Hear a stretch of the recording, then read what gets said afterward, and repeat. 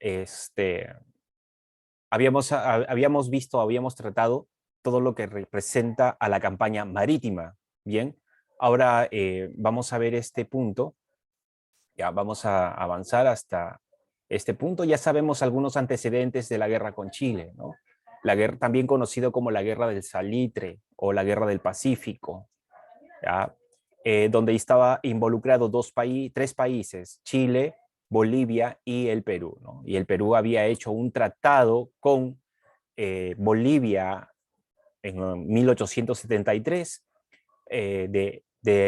a defensa, era un tratado de defensa, ¿ya? Y ayuda mutua, si es que encontraban si es que había algún país beligerante que quería atacar a cualquiera de los dos países, Bolivia o Perú. Entonces se iban a unir para poder luchar contra ellos, ¿no?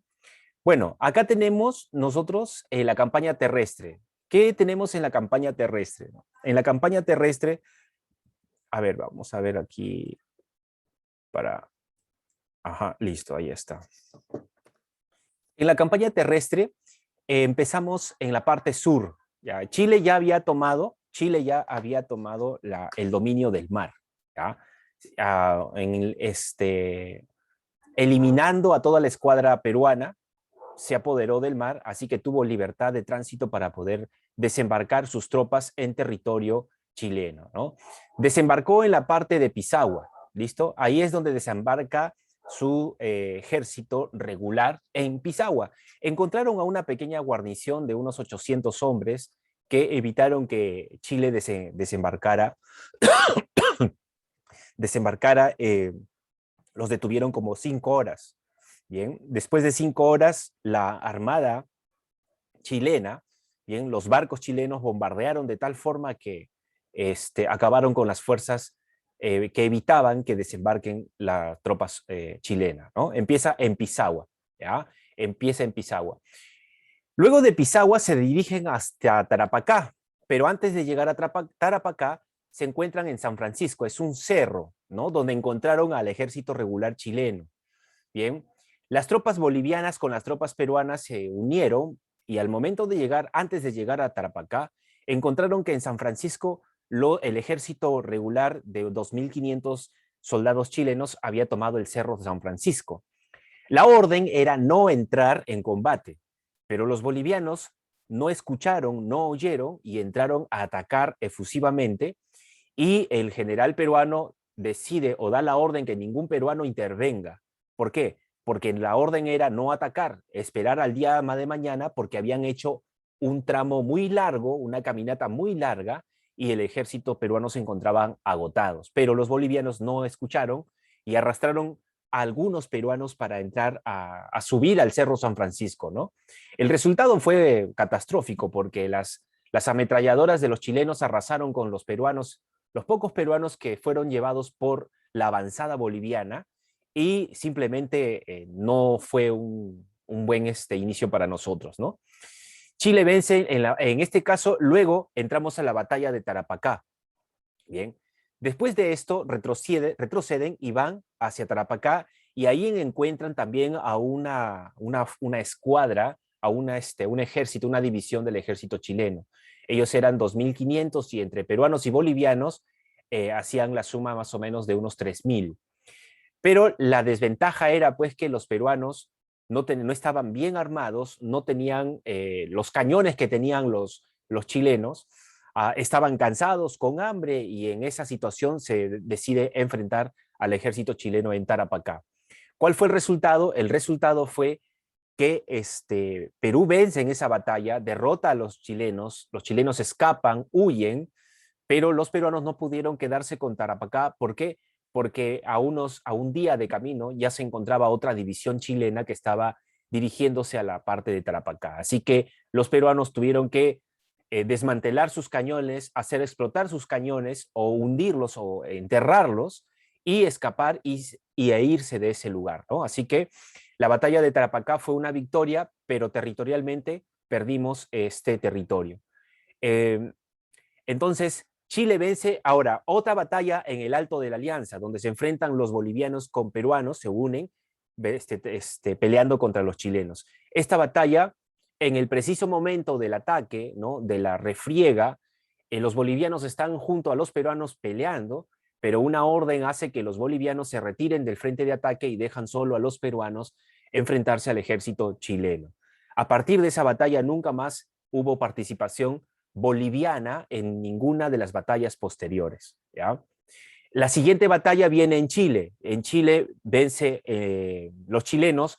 Aquí resalta las figuras de Francisco Bolognesi y las figuras también de algunos militares como Alfonso Ugarte, ¿no? Alfonso Ugarte era un joven de 35 años que estuvo a punto de irse a Europa porque era muy adinerado, muy rico, pero en el barco para dirigirse a Europa recibe la noticia que Chile le había declarado la guerra al Perú, así que él decide desembarcarse, se llega otra vez a su localidad en Arica.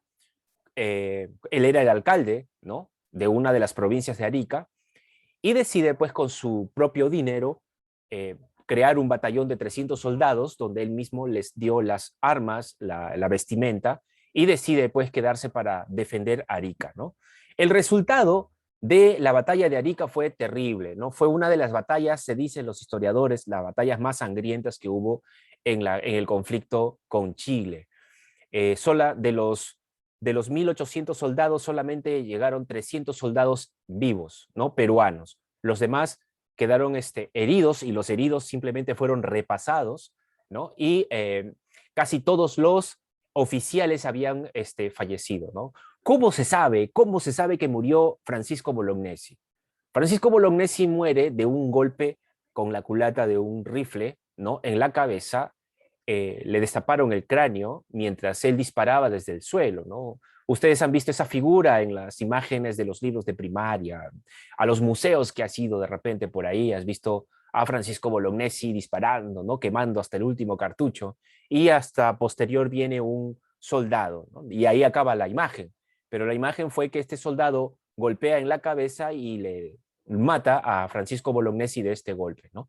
¿Quién estuvo ahí para contarlo? Esa es la pregunta. ¿O fue simplemente una parte curiosa? ¿O fue una parte curiosa de los militares que trataron de realzar el nombre de Bolognesi para generar la existencia o la creación de un héroe en una guerra en donde todo lo perdimos, perdimos todas las batallas, no solamente Tarapacá se ganó, pero en territorio igual perdimos. No hubo, posteriormente hubo algunas batallas, por ejemplo en Cajamarca, San Pablo, también hubo unas batallas donde se ganó, y el que sí cosechó victorias y laureles en batallas, en triunfos, fue el Taita Cáceres, ¿no? Andrés Avelino Cáceres llega a derrotar en muchas de las escaramuzas y las batallas que tuvo con el ejército chileno allá en la sierra. Esa campaña que Cáceres lleva en la sierra se le llama la campaña de la Breña, los breñeros, ¿no? Las grandes montañas con riscos, precipicios, ahí están las breñas. Entonces a esa campaña le llaman la campaña de la Breña. En este caso, vamos a explicar aquí la importancia que tuvo Andrés Avelino Cáceres en el desarrollo de la guerra, y estuvo a punto de morir, pero llega a escapar, porque después de la batalla de Miraflores y San Juan, Andrés Avelino Cáceres queda herido, ¿no? Y la tropa chilena estaba en las calles de Lima buscándolo porque sabían que él era un líder, no lo encontraron, se escapó, se refugió, se vistió, digamos que simplemente escapó de Lima y se fue a la sierra para poder reorganizar al ejército y convocar a los campesinos, convocar a los montoneros para poder unirse a las fuerzas para luchar contra el ejército invasor. Bien, así que en Chile, Arica es tomada por los chilenos, Bolognesi muere, Alfonso Ugarte muere, bien, los chilenos se toman posesión de Arica y desde ahí deciden ir pues hacia la parte norte, ¿no? En Bolivia, el militar campero asumió el poder, recibe ofertas de Chile, recibe algunos puertos, la salida al mar, y Argentina aprovecha esta guerra para presionar a Chile para la obtención de la Patagonia. En un inicio se decía que los grandes aliados que tenía, los blindados que tenía el Perú, no eran la independencia, no era el Huáscar, los grandes aliados eran Bolivia y Argentina, según nuestro gran presidente, ¿no? Así que no se preocupen, tenemos ahí a unos blindados que es en Bolivia y Argentina. Al final, mira qué hizo Argentina. Argentina se hace de oídos sordos, no decide participar. ¿Por qué? Porque Chile le ofrece territorio. Bolivia entra a un golpe de Estado, al final parece que la diplomacia chilena hizo efecto en el gobierno boliviano y Bolivia decide retirarse de la guerra, ¿no? Ya perdiendo. O sea, muchachos, ustedes no se metan porque ustedes ya perdieron, pero si ustedes no intervienen, le dicen a los bolivianos, nosotros le vamos a dar salida al mar. Bien, puras promesas. Simplemente dejaron al Perú completamente solo. ¿Ya? ¿A qué le llamamos la expedición Lynch? Patricio Lynch es un coronel del ejército chileno que se dedicó a ir por la parte costera, la parte norte de la costa del Perú. ¿Para qué? Para pedir cupos de guerra a las grandes haciendas, a los grandes hacendados. Llegaban pues unos 300, 400 soldados, hasta a veces 1000 soldados, se apostaban frente a las haciendas, llegaba un emisario y les decía, señores, ustedes tienen que aportar con esta cantidad de dinero, porque si ustedes no aportan, vamos a quemar su hacienda. Muy bien, señores, eso es todo lo que tenemos. Le entregaban el dinero y los chilenos se iban, ¿no? Y a los hacendados que no querían entregar dinero, simplemente quemaban sus haciendas, ¿no? Grandes azucareras, grandes haciendas quedaron completamente destruidas. Patricio Lynch se encargó de destruir la poca generación de dinero que tenía en las exportaciones. Patricio Lynch, con esa expedición punitiva, ¿no? Destruye la economía. ¿Para qué quería destruir la economía, las haciendas? Para presionar al Perú y el gobierno pueda firmar el tratado que tanto ansiaba Chile que sea firmado. Ese tratado, ¿qué cosa decía? Cesión de Arica, Tarapacá y Tacna. Eso es lo que quería Chile, ¿no? Ningún presidente peruano que fue puesto por los chilenos firmó o se atrevió a firmar el tratado de Ancón. ¿Ya? No querían firmar un tratado donde había una cesión territorial, ¿no? ¿Quién quería marcarse a través de la historia como el presidente que firmara ese tratado? Nadie.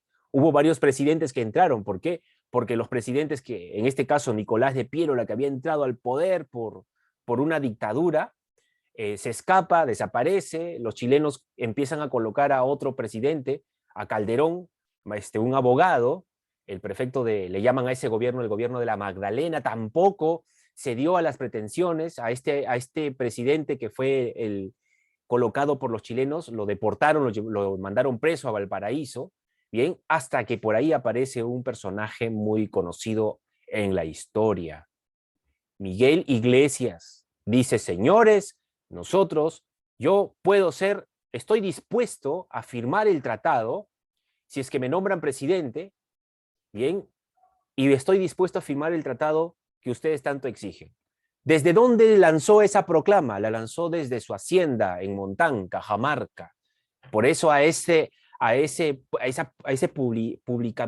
digamos, a esa explicación, ¿no? o a esa intención de Miguel Iglesias se le llama el grito de Montán, basta. Los historiadores dicen que Miguel Iglesias, que había luchado en la batalla de Chorrillos, ¿no? Había luchado en Chorrillos, su hermano murió en Chorrillos, se fue a Cajamarca, lucha con los chilenos en la batalla de San Pablo, los vence a los chilenos. Miguel Iglesias decide firmar pues la cesión territorial, ¿bien? Desde su hacienda en Montán. Los historiadores dicen que él quiso firmar esto, ¿por qué? Porque el ejército chileno estaba alrededor de su hacienda para quemarla. Y para que esto no suceda, dice que pues decide firmar pues el tratado, ¿no? El tratado de paz. Bien, entonces volvamos aquí, ya sabes quién es Patricio Lynch, ¿ya? La acción violenta de Chile recordaba la llamada doctrina Portales o la doctrina portaliana que se puso en acción desde hacía décadas. La doctrina portaliana indicaba que Chile tenía que prepararse en armas para poder expandirse por el norte, ¿ya? Y ahí estaba Bolivia y ahí estaba Chile, el Perú, perdón. En el siglo XIX Inglaterra se mantenía como primera potencia mundial. Aquí está, Inglaterra, ¿ya? Inglaterra fue el país que se involucró en el conflicto entre Chile y el Perú. Obviamente, Inglaterra apoya a Chile, ¿no? Los Estados Unidos entraban en camino a la industrialización y no estaba de acuerdo con una intromisión europea de los europeos e ingleses en tierras sudamericanas. Es por eso que García Calderón llegó a encontrarse a realizar un tratado o estuvo en tratamientos con el canciller de Estados Unidos. Bien, ¿para qué? Para que, llegado a ese acuerdo entre el gobierno peruano y el gobierno estadounidense, Estados Unidos iba a enviar un ejército para poder expulsar a los chilenos del Perú, pero esto pues ya sabías qué cosa es lo que involucraba, ¿no?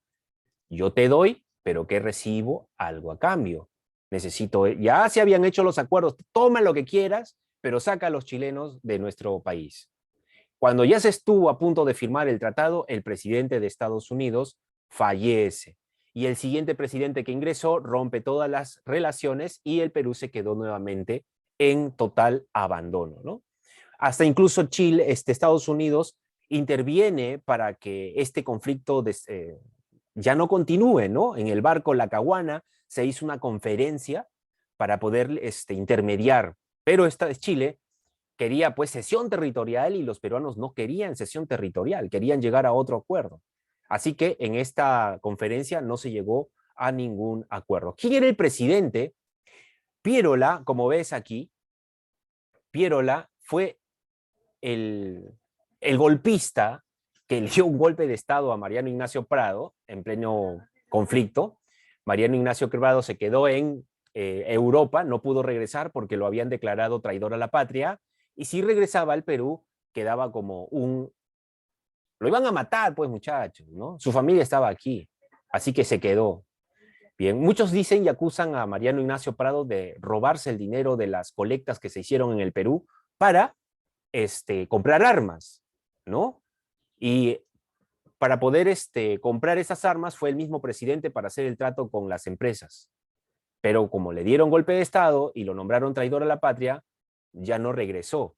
Pero sí regresaron, después de la guerra con Chile, sí se había llegado a hacer acuerdos para enviar 2 barcos blindados de guerra hacia el Perú. Uno lo vendieron y uno no pudo llegar y el otro tuvieron que vender el barco porque después de la guerra con Chile el Perú quedó pues en la miseria total de la economía, ¿no? Bien, Pierola es el presidente de la República, bueno, el que se hace llamar dictador, establece una estrategia de guerra terrible, muy, muy mal en todos los casos. Eso le pasa porque el hombre era un megalómano, ¿no? Él se creía el dueño y absoluto de la verdad y no había nadie que lo pueda cuestionar. Era un rey, señores, era un rey. Y como estaba catalogado como dictador, entonces la Constitución lo aprobaba, todo lo que él decía se tenía que hacer. Y cuando un rey con todas las ansias de poder se hace sentir así, elimina a cualquier crítico y llama a todos los mermeleros y a todos los sobones que están alrededor de él para decirle, sí, señor, usted es inteligente, usted es sabio, muy bien, lo vamos a hacer. Cuando había otro militar que lo contradecía, lo sacaba del cargo y ponía a un amigote de él, ¿no? Ese fue el grave error de Nicolás de Pierola, porque no tuvo a alguien que le dijera que lo que estaba haciendo estaba mal. ¿Estaba Cáceres? Sí, sí estaba Cáceres. En la batalla de San Juan, cuando en la batalla de San Juan, sí, cuando los chilenos entraron por Chorrillos, ¿ya? Los chilenos entraron a las haciendas chorrillanas y entraron a los viñedos y se metieron una bombaza, se embriagaron alumnos y en toda esa embriaguez de la soldadesca, Chorrillos empezó a incendiarse, ¿no? Empezó a incendiarse. En Chorrillos hubo asesinatos, entre ellos se mataban, había violaciones como no tienes ideas. Las mujeres fueron violadas, ¿no? En Miraflores igual, San Juan también. Los soldados, los grandes adinerados creían que iban a respetar sus viviendas. ¿Cuál vivienda? No respetaban nada, entraban y arrasaban con todo, ¿no? Arrasaban con todo. Al final de cuentas, alumnos, los soldados que querían disparar las armas reventaban las cargas en sus caras. ¿Por qué? Porque había militares corruptos que se habían utilizado el dinero para entregar armas obsoletas o malogradas, ¿no? Habían oficiales peruanos corruptos que habían traído armas con diferentes municiones. ¿Y qué te sirve un arma sin munición? Mientras que en el ejército chileno todas las armas tenían un mismo estándar. En el ejército peruano habían diferentes modelos de armas y obviamente cuando querías recargar no había cómo, ¿no? Eh, entonces fue terrible, alumnos. La corrupción que hubo en ese momento, la ambición, sobre todo la clase rica y adinerada. Cuando el Congreso quiso sacar una ley, el ministro Kimper quiso sacar una ley para poder grabar un impuesto a los ricos, ¿tú crees que los ricos no quisieron ese impuesto? ¿Quiénes representaban a los ricos? Los congresistas, los parlamentarios dijeron no. ¿Por qué? Porque esa fue la orden de los grandes hacendados, decir, no vamos a pagar, no vamos a dar más plata, más dinero. No, no, no. Grave error, ¿cierto? Por ambiciosos, por no dar ese dinero, ¿qué pasó? Los chilenos entraron y también quemaron haciendas y muchos de ellos se coludieron con los chilenos también. Bien, acá tenemos la entrada a Lima, ¿no? A Chorrillos. Incendian Chorrillos, Piérola ordena tregua frente a Chile. Los chilenos recibieron la tregua porque en la batalla de San Juan sus soldados estaban borrachos y Piérola pues dice ya una tregua.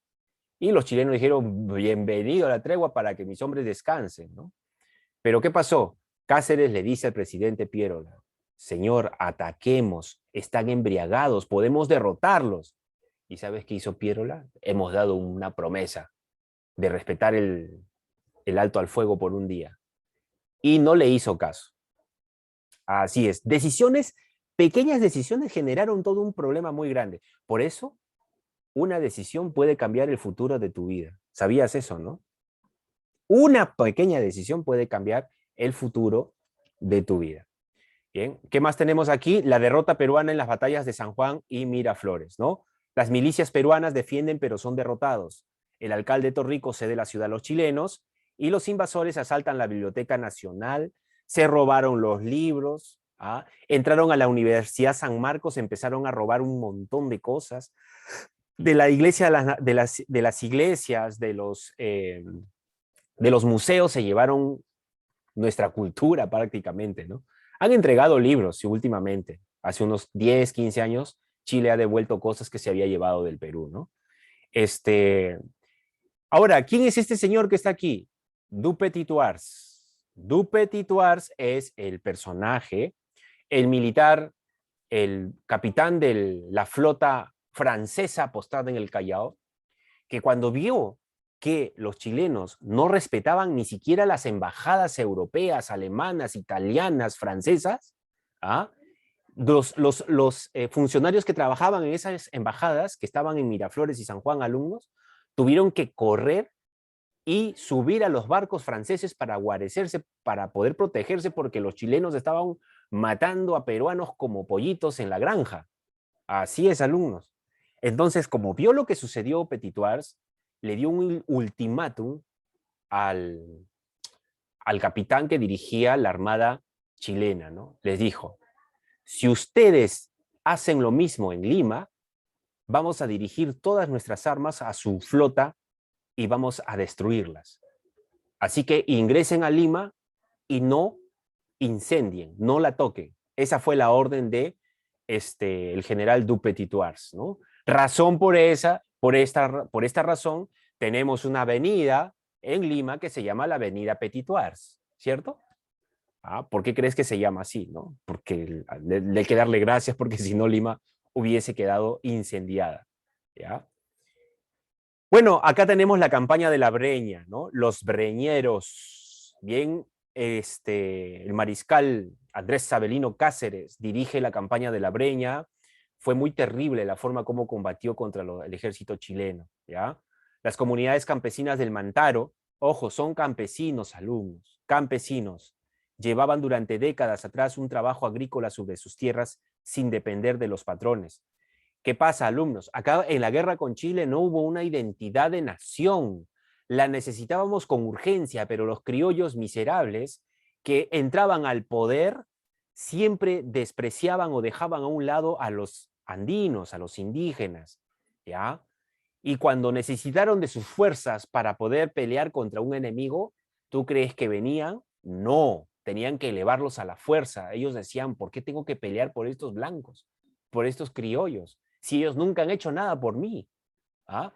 Cuando llegaban, cuando el ejército, el batallón de los epitas, dirigidos por Avelino Cáceres, peleaban por el Taita Cáceres, no peleaban por el Perú. Al Perú les llegaba altamente, ¿no? Les llegaba altamente, a Lima les llegaba altamente. Ellos peleaban por el Taita Cáceres, no peleaban por el Perú, porque esta gente no se sentía identificada con su nación, porque su nación los trató con desprecio, ¿no? Sin ningún tipo de ayuda para ellos. Bueno, en la campaña de la Breña tenemos la batalla de Sangarará, la batalla de Marcavalle, Concepción y Pucará, ¿no? En todas estas batallas vencieron. Le llamaron ahí el brujo de los Andes. ¿Por qué? Porque atacaba, porque su ejército era pequeño, atacaba con guerrillas, atacaba, golpeaba y luego se escapaba. No podían encontrar los chilenos, ¿no? No podías enfrentar directamente al ejército chileno porque era muy numeroso y tenían armas. ¿Sabes cuántos soldados llegaron a entrar al Perú? 30.000 soldados. Ajá. ¿Y sabes cuántos soldados tenía el Perú cuando enfrentaron la guerra? Tenían 20.000, de los cuales, después de la batalla de Tarapacá, de Arica, el Alto de la Alianza, solamente quedaron 7.000 soldados, ¿no? ¿Contra cuánto? 30.000 soldados. Es increíble. Pero si el Perú era más grande y más numeroso, ¿por qué no habían soldados? Por la ineficiencia de los gobernantes. En un avance campesino, en una guerra de montoneras, ¿quiénes son los montoneras? Los montoneros son los campesinos que andan a caballo, ¿ya? Y que no tenían un orden militar. Cuando atacaban, atacaban en montones, no atacaban de forma ordenada, por eso le llamaban las montoneras. Causó temor entre los hacendados. Los grandes propietarios volvieron a temer un desarrollo de consciente de los indígenas que reclamen sus derechos. Miguel Iglesias, hacendado militar, ofreció la rendición a Chile en el documento llamado El Grito de Montán. Bien, alumnos. Los campesinos aquí peleando contra los chilenos, ¿no? Las personas que pelearon en Lima, en la defensa de Lima, San Juan y Miraflores, eran, en su gran mayoría, eran civiles. ¿Te imaginas tú a tu papá, tu tío, a tu hermano peleando en las calles de Lima contra un ejército invasor? Lo mismo, ¿no? ¿Te imaginas a tu profesor, no sé de qué curso, al profesor Miguel de cómputo, agarrando su rifle peleando ahí porque lo han llamado para... ¿Por qué? Porque somos profesores pobres y no tenemos plata para comprarnos un boleto a Estados Unidos y escaparnos de la guerra, ¿no? Así como la gente se fue a Estados Unidos a vacunarse. Bien. Acá, acá tenemos Mariano Ignacio Prado, es el presidente de El Perú, ¿ya? Nicolás de Piérola le da un golpe de estado a este señor, a Mariano Ignacio Prado. Lizardo Montero es es un militar, ¿no? Un militar que ese señor tiene mucho que decir a la historia porque varias batallas se perdieron por su indiferencia de él, ¿no? Por no insistir. La Puerta fue un presidente nombrado por los chilenos, ¿ya? Francisco García Calderón también. A este gobierno de García Calderón le llaman el presidente de la Magdalena o el gobierno de la Magdalena. Ninguno de ellos decide firmar el Tratado de Ancón. Al final, ¿quién es el que firma? Miguel Iglesias, ¿no? En el Grito de Montán dice, señores, yo voy a firmar. Los chilenos ni cortos ni perezosos. Esta es una foto real, ¿sabías?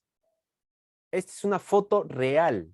Las personas que están en el suelo son soldados peruanos, con poncho, con yanquis, así pelearon, ¿no? Mientras que el soldado chileno tenía todas las armas, tenía la indumentaria adecuada. Esta es Chorrillos, que quedó incendiada, foto real, ¿ya? Foto real. Acá el Tratado de Ancón, ¿qué determina el Tratado de Ancón? Cede territorio de Arica, Tacna Tacna y Arica a Chile. ¿Por cuánto? Por 10 años. Esto fue lo que se pudo acordar, ¿ya? No se entregó como cese territorial definitiva a Arica y Tacna, pero sí se entregó a Tarapacá, como ya a perpetuidad a manos chilenas. ¿Ah? Y Arica y Tacna iban a estar en el Perú, y se iba a realizar un plebiscito, perdón, en Chile, en poder de Chile, y después de 10 años se iba a realizar un plebiscito para que los ciudadanos ariquenses y tacneños, ariqueños y tacneños, perdón, puedan decidir si quedarse en un gobierno chileno o regresar a tierras peruanas, ¿no? O ser parte del Perú. Al final Tarapacá quedó a perpetuidad, ¿ya? Y no se cumplieron los 10 años, alumnos. Después de 20 años recién se hizo el plebiscito. ¿Y el resultado cuál fue? Que Arica se queda en Chile y Tacna regresa al Perú. Pero no es que los peruanos que vivían en Arica despreciaran al Perú. Lo que pasa es que los chilenos chilenizaron ese territorio y expulsaron a los ciudadanos peruanos, los mandaron a su país y empezaron a vivir solo chilenos. Y cuando se llegó el plebiscito, obviamente, chilenos decidieron quedarse con Chile, ¿no? Así es. El país ganador del plebiscito pagaría al otro 10.000 monedas de pesos en oro, ¿no? Chile construiría un muelle para el Perú. Ese fue el acuerdo. El tratado se firmó en el balneario limeño, en Ancón, por José Antonio Lavalle y Jovino Noboa, diplomático chileno. Bueno, ¿cómo quedó el Perú? Hasta ya sabes qué, ¿no? Mal, mal. Peor que estamos ahora todavía. La economía en bancarrota, ¿ya? La moneda devaluada, no había comercio exterior, no había exportación, ¿ya? La política, miserables, cada uno se desenmascararon cómo fueron, incluso que habían corruptos que se habían aprovechado de esa situación, ¿no? La ideología, el nacionalismo, discusión filosófica sobre la situación del país. O sea, ya empieza a entenderse por qué habían perdido la guerra, ¿no? Porque solo un pequeño sector se quiso enriquecer, desoyendo a la gran mayoría, y cuando necesitaron de esa mayoría, no pudieron pues hacer nada, ¿no? Mayor miseria, exclusión, mayor explotación de campesinos y trabajadores urbanos. Bien, a ver, vamos a ir aquí. Vamos a resolver rapidito ya el texto, las preguntas del libro. En la otra, a ver, vamos a ver acá.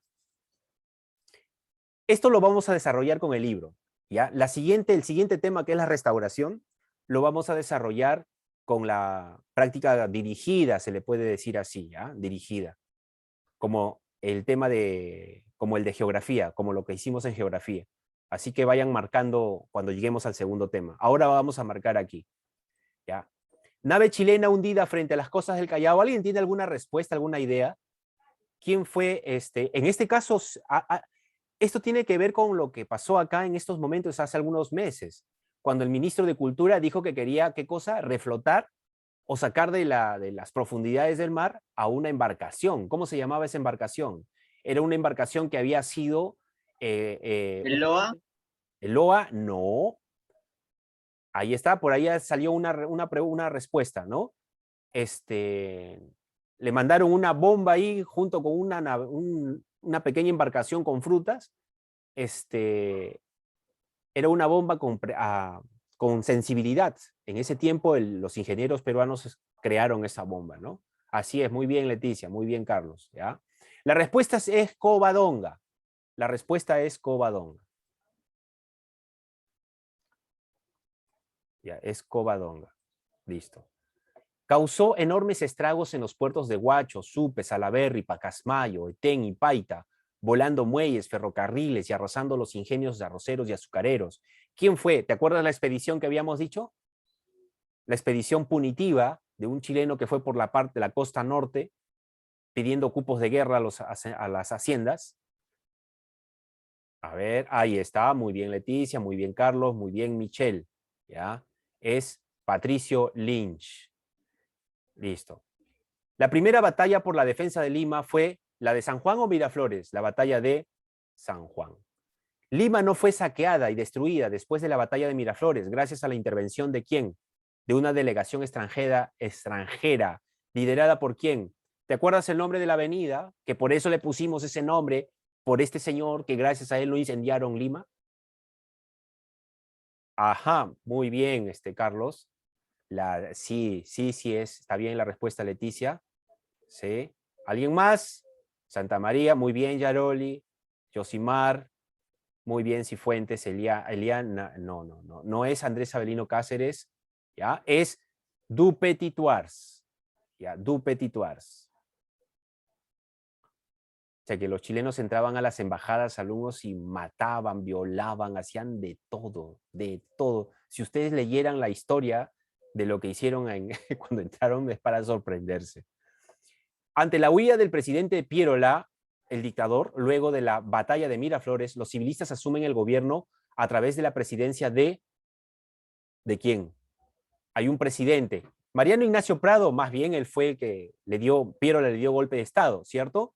A este presidente, a su gobierno, le llaman el gobierno de la Magdalena.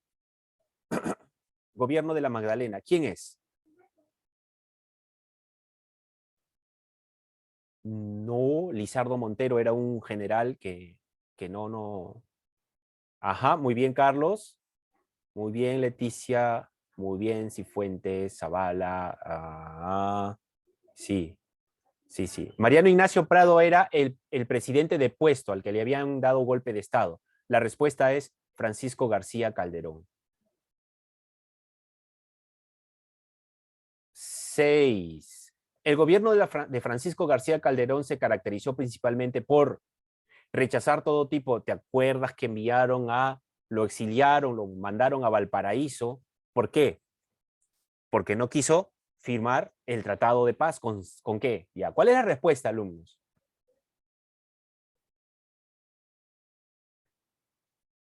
No. García Calderón los chilenos lo nombraron como presidente para que él firmara el Tratado de Paz, pero no lo hizo. Rechazar todo tipo de negociación con los chilenos, sí quería negociar, pero no bajo los términos chilenos. Respaldar las acciones de Nicolás de Pierola, el miserable se había alargado, ¿no? Por culpa de él, los chilenos ya estaban dentro de Lima. Ineptitud de su administración o sea, de su gobierno, frente al gobierno de Chile, no había ineptitud, alumno. Simplemente no había nada que hacer en ese momento. Estaban colocando al presidente para que tenga vigencia o validez el documento que los chilenos querían que ese presidente firmara. Autorizar la firma del Tratado de Ancón, dice autorizar. Francisco García Calderón autorizó la firma del Tratado de Ancón. No, lo mandaron a Valparaíso porque no quiso firmar. No acceder a las pretensiones de Chile. Muy bien, Cifuentes, muy bien, Bruno. Ya, muy bien, Marjorie. Ajá. 7. La resistencia andina encabezada por Cáceres, que se sintetiza en los triunfos de Marcavalle, Concepción, Pucará, es conocida como... ¿Cómo qué? Eso, muy bien, Yaroli. ¿Quién más? No, no es líneas defensivas de los Andes. ¿Te acuerdas? Tenía un nombre específico por los precipicios, lo accidentado del relieve, ¿no? Que andaban por las montañas, por las sabras. Es la campaña de la campaña de la Breña, los breñeros. Durante la campaña de la Breña, los hacendados del norte del país consideraron que la guerra había terminado y acordaron con los chilenos la firma del Tratado de Ancón. Este manifiesto de los hacendados se denominó Hacendados desde Cajamarca. ¿Cómo se llama ese manifiesto? No, no es la Magdalena. Muy bien, Carlos. No es la de, tampoco muy bien, muy bien. Este manifiesto se le llama el de Montán, ¿no? Es el grito de Montán. Miguel Iglesias desde su hacienda en Cajamarca, en Montán. Su actitud de las postrimerías de la guerra contra Chile es puesta en tela de juicio por haber buscado la paz con chilenos. ¿Quién fue, alumnos? ¿Quién firmó el Tratado de Paz, el Tratado de Ancón? El que perdió su hermano en Chorrillos, el que venció a los chilenos en Cajamarca en la batalla de San Pablo. Muy bien, Miguel Iglesias. 10. Fue una de las condiciones para terminar con la guerra con Chile, según lo dispuesto por el gobierno de Chile para finales del 82. ¿Cuál era esa condición? Para que termine la guerra. Entregar yacimientos salitreros de Tarapacá, rendición de las montoneras de Cáceres, la vacancia la entrega de la provincia o la entrega de la Unión. Rendición de las montoneras de Cáceres.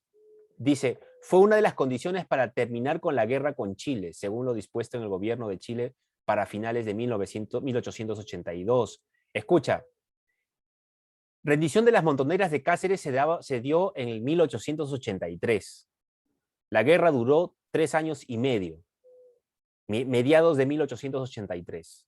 La respuesta es la entrega de los yacimientos de Salitre y Tarapacá a perpetuidad. Muy bien, nos vamos a el tema de la reconstrucción nacional. Ahora sí te voy a mandar el enlace.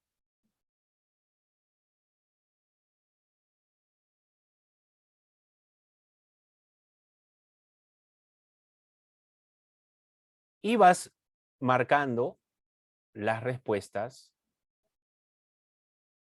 Vas marcando las respuestas. Mejor dicho, no lo abras porque si no se te va a apagar la cámara, solo marca las respuestas en tu libro. Y luego te doy un par de minutos para que lo traslades al Formams y me envíes tus respuestas, ¿ya? ¿Dijo, profe? ¿Cómo? Te estoy mandando el enlace del Formans, que son las preguntas que están en tu libro.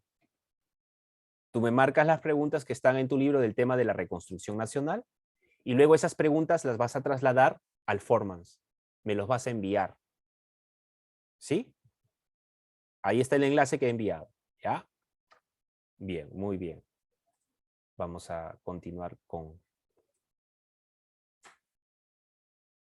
El segundo, mira, la reconstrucción nacional es un término acuñado por el historiador, ¿no? Un historiador que habla sobre la guerra con Chile, la prosperidad falaz, ¿bien? Es el periodo en la que los chilenos salirse del país, ahora, ¿cómo solucionan el problema? ¿Qué hacen? A ese periodo se le llama la reconstrucción, pero fue un periodo de reconstrucción tortuosa, reconstrucción tóxica, porque hubo guerra civil. Cuando más necesitamos unidad, peor todavía, ¿no? Más problemas a más problemas. También se le llama el segundo militarismo, ¿ya? El segundo militarismo que fue el periodo después de la guerra del Salitre y estuvo marcado por el quiebre y el desastre que causó en el país la guerra anterior. Bien, ahí está. ¿Cómo quedó la economía? Aumento de la deuda y ahí aparecen los buitres, ¿no? Ahí aparecen los buitres rondando, queriendo comer la carroña del cadáver o de la carne putrefacta. ¿Quiénes eran la carne putrefacta, alumno? Tristemente éramos nosotros. ¿Y quiénes eran los buitres que querían alimentarse de ello? Eran las potencias europeas, específicamente Inglaterra. ¿Por qué? Porque Inglaterra se presenta. Mira lo que hizo Inglaterra. Inglaterra invierte dinero para que los chilenos hagan la guerra, los chilenos destrozan la economía peruana e Inglaterra se presta como el prestamista al gobierno peruano. Yo te puedo prestar dinero, pero me vas a tener que dar pues toda tu alma. Vas a vender tu alma al diablo para poder prestarte dinero. O sea, me la vas a vender a mí, decían los ingleses, ¿no? Entonces, los ingleses fueron los que se encargaron de realizar esos empréstitos que se generó después de la Segunda Guerra la Guerra del Pacífico. Enfermedades, bajaron exportaciones, haciendas destruidas, alumnos. Los soldados chilenos, había un militar loco chileno que decidió amontonar los cadáveres de los soldados peruanos en unas pilas grandes, ¿no? Haciendo como especie de cerros, y como quedaron ahí amontonados, después de año y medio ya te imaginas cómo quedan esos cadáveres, ¿no? Estaban en Lima, amontonados ahí, para que la gente vea y tenga miedo y no se pueda alzar en rebeliones, ¿no? La sociedad, familias quebradas, campesinos construyen su identidad recién ahí, sectores subalternos buscan sus reconocimientos de derechos, política, crisis entre civilistas, la crisis de los partidos, aparecieron otros partidos posteriores al civilismo, bien, aparece el Partido Constitucionalista, el Partido Democrático, el Partido Conservador, etcétera, varios partidos. Y también aparece nuevamente ahí Pierola, ¿no? Pugna de los civilistas contra los pierolistas. Neocaudillismo militar. ¿Qué es neo? Es un nuevo caudillismo. Señores, los que dirigieron al país cuando fue la guerra con Chile eran militares, ¿ok? Ustedes militares no han hecho ni nichi, han llevado al Perú a la quiebra. Perdón, ustedes, perdón, civiles. ¿Quiénes eran los civiles ahí? El gobierno civilista, ¿cierto? Los que entraron al poder, ¿no? Después le da un golpe de Estado. Mariano Ignacio Prado era ¿quién? Era un militar, pero el que había estado gobernando, ¿quién era? Los civiles, ¿no? Así que los civiles quedaron en desprestigio y decide asumir el poder los militares, ¿ya? Por eso se le llaman neocaudillismo militar. Tenemos al presidente que fue colocado o impuesto por los chilenos para que firme el Tratado de Ancón. ¿Quién es él? El gobierno de Miguel Iglesias. ¿Ya? Aquí está. Tenemos una crisis financiera, desaparecen los billetes fiscales y acá se decreta la que, escucha, mira, la decreta la reconstrucción nacional, la decreta específicamente de la biblioteca, alumnos, ¿ya? Reconstruye la biblioteca nacional y le da, en este caso, la orden o la responsabilidad a Ricardo Palma.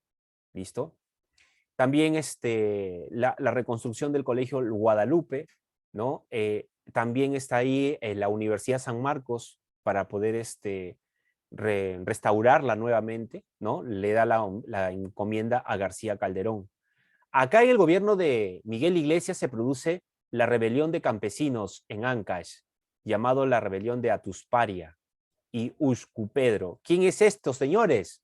Son campesinos. ¿Y por qué rayos se rebelaron? ¿Sabes por qué, alumno? Porque otra vez los que pagaron los platos rotos de esta miseria fueron los campesinos. ¿Tenemos plata? No tenemos dinero. No tenemos dinero. Ah, ya están los cholos. Hay que mandarle impuestos y se restituye el tributo indígena, ¿no? Que estaba con otro nombre ahora, pero les exigen pagar impuestos por ser, ¿qué cosa? Por ser campesinos, ¿no? Por ser de la raza indígena. Así que ellos se rebelan contra esta norma, ¿no? Fue derrocado ¿por quién? Por Cáceres, ¿no? Aquí, mira, Cáceres había perdido la batalla de Huamachuco. Fue la batalla que perdió contra Gorostiaga, un coronel chileno. Cuando se enteran en Lima que había perdido Cáceres, entonces deciden recién ahí difundir la noticia y es donde Miguel Iglesias quiere firmar el Tratado de Ancón. Pero Cáceres había perdido y había vuelto otra vez a reorganizar sus fuerzas para poder luchar. Pero ya Miguel Iglesias había decidido firmar el tratado. Cuando los chilenos se fueron, dejaron a un ejército bien preparado para que resguarde a Miguel Iglesias y adivinen quién regresa con todos sus montoneros. Andrés Avelino Cáceres va recontrasado contra Miguel Iglesias por haber firmado el tratado, ¿no? Entra a Lima, le da un golpe de estado, lo bota, lo saca del poder, ¿ya? Pero en el gobierno de Iglesias también aparece una situación, ¿no? Las enfermedades del paludismo, la verruga, se confirma que la verruga y el paludismo es una misma cosa, ¿no? Y lo determina Daniel Alcides Carrión.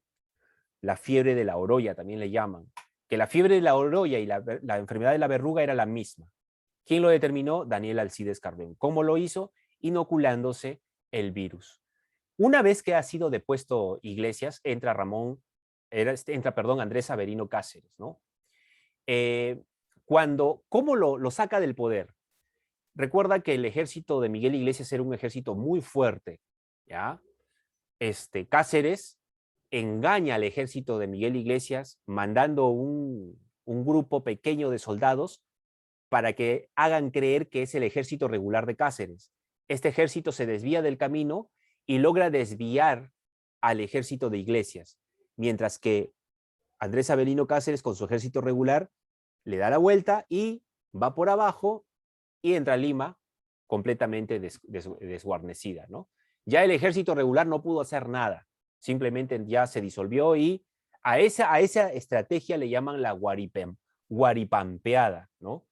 Fue una tomada de pelo al ejército de Miguel Iglesias. Problema de la deuda externa. ¿Qué hizo Andrés Avelino Cáceres? Señores, estamos en quiebra total. ¿Qué necesitamos? Dinero, ¿ya? Dinero. ¿Qué más?